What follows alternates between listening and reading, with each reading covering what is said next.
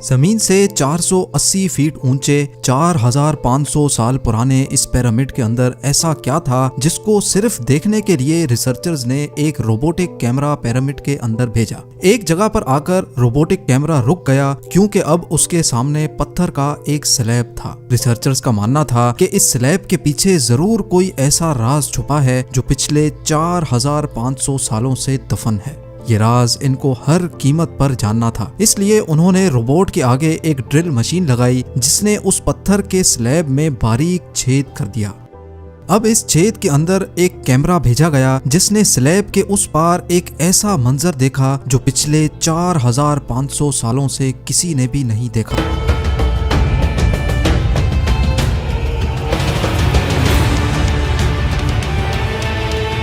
नाजरीन, मिस्र यानी इजिप्ट में टोटल 138 ऊंचे तरीन पिरामिड्स मौजूद हैं जिन्होंने पिछले हजारों सालों से दर्जनों अर्थक्वेक्स और कई खतरनाक तूफान का सामना किया। लेकिन मजाल है इनमें से कोई एक भी इधर से उधर हुआ हो। इनमें से सबसे ऊंचा और बड़ा pyramid the great pyramid of Giza कहलाता है और इस पिरामिड की बेस का एरिया 13 एकर्स है। यानी इस पिरामिड के अंदर हैरत अंगेज तौर पे एक दो नहीं बल्कि पूरी 9 फुटबॉल फील्ड्स आराम से फिट आ सकती हैं। एक एस्टीमेट के हिसाब से इस पिरामिड में टोटल 23 लाख बड़े बड़े पत्थरों का इस्तेमाल हुआ, जिनमें से कई पत्थरों का वजन 50 टन भी था। अगर इसके टोटल वजन का अंदाजा लगाया जाए तो इस पिरामिड का वजन 60 लाख टन है, जो 12 बुर्ज खलीफा के वजन के बराबर बनता है। लेकिन इतने ऊंचे और आलीशान पिरामिड्स बनाने का आखिर मकसद क्या था? हजारों साल पहले जब इंसान के पास कोई टूल्स भी मौजूद नहीं थे, तब इन पिरामिड्स की दीवारों को कैसे इंच बाय इंच लेवल किया गया?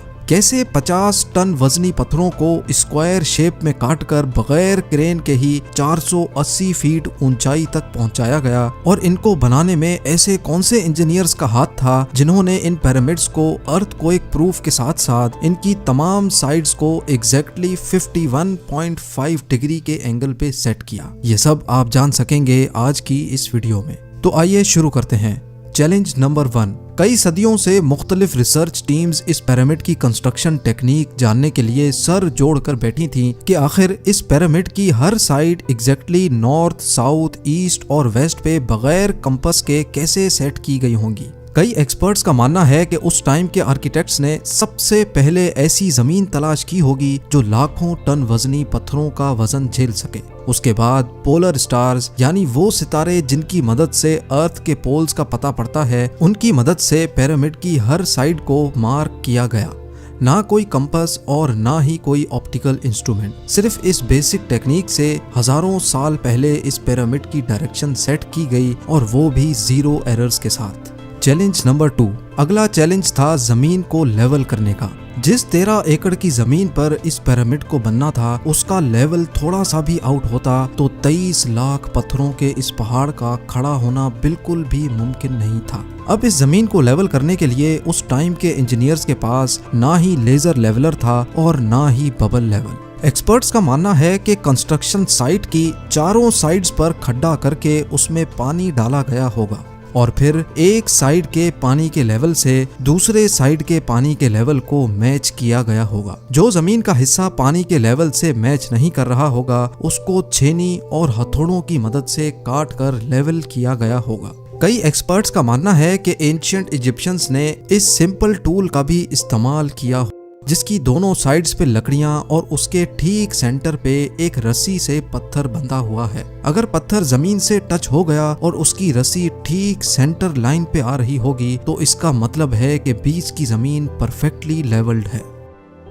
Challenge number 3। अब पिरामिड कंस्ट्रक्शन साइट पे डायरेक्शंस भी सेट थी, मार्किंग्स भी हो चुकी थी और जमीन का लेवल भी सेट था। अब बारी थी कंस्ट्रक्शन स्टार्ट करने की, जिसके लिए लाखों टन वजनी और बड़े पत्थर रिक्वायर्ड थे।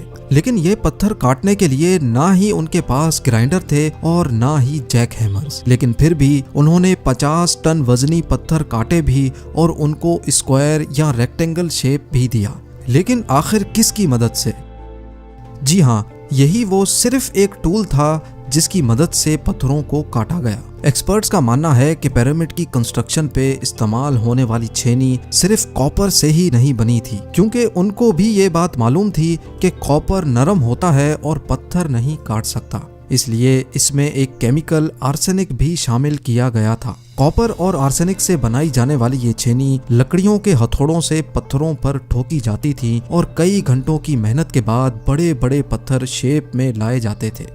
Challenge number 4। अब चूंकि ये खास किस्म का पत्थर जिसको आज लाइम स्टोन कहा जाता है, उसकी कटाई पिरामिड कंस्ट्रक्शन साइट गीजा से 250 किलोमीटर दूर टोरा के शहर में हो रही थी। अब मसला था ये पत्थर गीजा तक ट्रांसपोर्ट करने का। हर एक पत्थर 50 टन यानी 50,000 केजी के बराबर था, जो तकरीबन 3 पैसेंजर बस के वजन के बराबर बनता है। और ऐसे 23 लाख पत्थर सिर्फ एक पिरामिड में इस्तेमाल होना थे।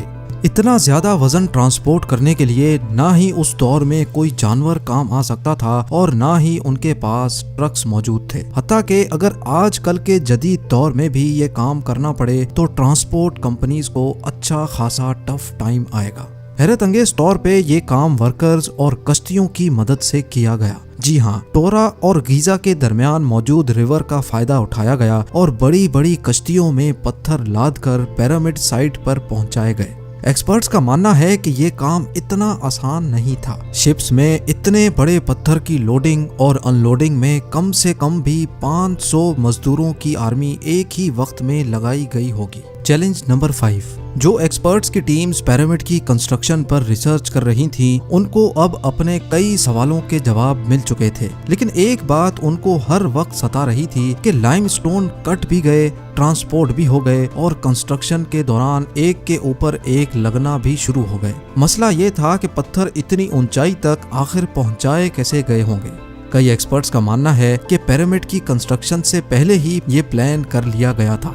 या तो ये स्पाइरल ट्रैक के जरिए ऊपर गए होंगे या फिर जिग जैग तरीके से, लेकिन ये बात तो तय है कि 50,000 केजी के पत्थर ऊपर मजदूरों की आर्मी की मदद से ही खींच कर गए होंगे। Challenge number 6। बात सिर्फ लाखों मजदूरों, छेनी हथौड़े से लाइमस्टोन काटने और इतने बड़े पत्थरों को ट्रांसपोर्ट करने की ही नहीं थी। इस पिरामिड के अंदर कंपार्टमेंट्स, उनके अंदर जाने का रास्ता और कई छोटी छोटी सुरंगें भी बनाई गई थी। बाकी सब चीजें तो ठीक थीं, लेकिन एक चीज एक्सपर्ट्स को हैरान कर गई और वो ये थी कि अंदर के कंपार्टमेंट्स में जो पत्थर इस्तेमाल हुआ था वो लाइमस्टोन नहीं बल्कि ग्रेनाइट था। जी हाँ, ग्रेनाइट एक ऐसा पत्थर है जो डायमंड के बाद दुनिया का सबसे सख्त तरीन स्टोन माना जाता है।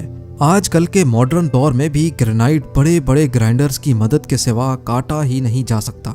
दुनिया भर से कई आर्कियोलॉजिकल एक्सपर्ट्स को पिरामिड का विजिट भी करवाया गया, लेकिन किसी को भी इस बात का सुराग नहीं मिला कि 4500 साल पहले इजिप्शियंस ने ग्रेनाइट जैसे ठोस पत्थर को इतनी सफाई से कैसे काटा था।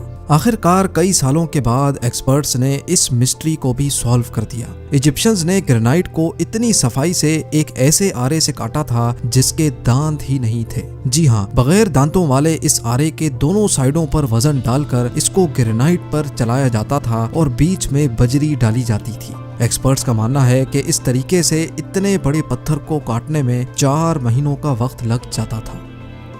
आखिरकार पिरामिड्स बनाने का मकसद क्या था?